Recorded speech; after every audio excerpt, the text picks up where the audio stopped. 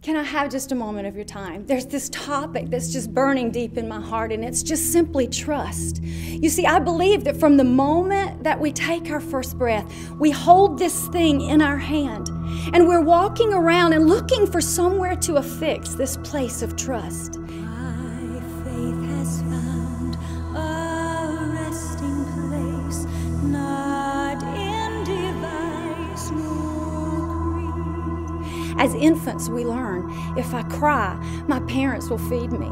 If I'm wet, they'll change me. They will take care of all my needs. But somewhere along the line, we begin to expect, and so we shy away from possible rejection. I'm not going to put my trust right there. It might be too risky. Will you love me? Will you meet my need? All of those things are factors that we consider when we're looking for that place to put our trust. I remember when my son, who's now 17, was about 2. He woke up in the middle of the night, the wee hours of the morning, gasping for air. I recognized that characteristic seal bark that goes with asthma. I shot straight out of bed, scooped him out of his, ran to the kitchen where my husband had already prepared the nebulizer.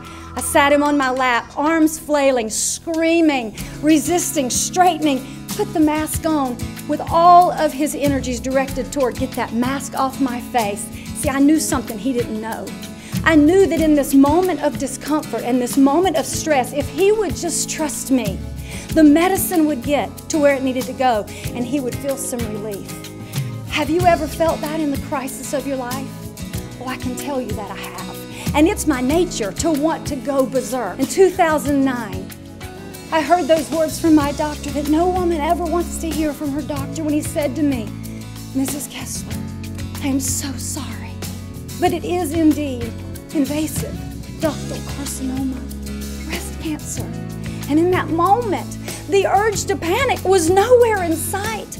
I threw my arms up to the heavens and I said, God, just have your way in me. Just have your way in me. And he said, be still.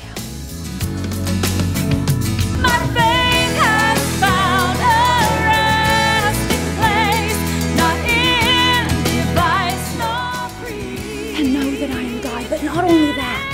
Enough that Jesus died and that He died for me. And He's been teaching me to trust. I'm not talking about a head knowledge where I know He's God and He's good and He might give me what I want. No, I'm talking about a trust that goes from here and settles in the deepest places of your heart. I'm talking about a trust that I can take that next step, even if I don't know what's beyond it, because I know He's good. Proverbs 3, 5, and 6 says, trust, lean on, depend on, put your full weight on the Lord. That word is Yahweh. It's the great I am. Oh, will you come along with me and talk about this thing called trust? Will you trust me enough to come with you as we invite Him into the midst of your storm? Let's trust the one who comes in the midst of our storm.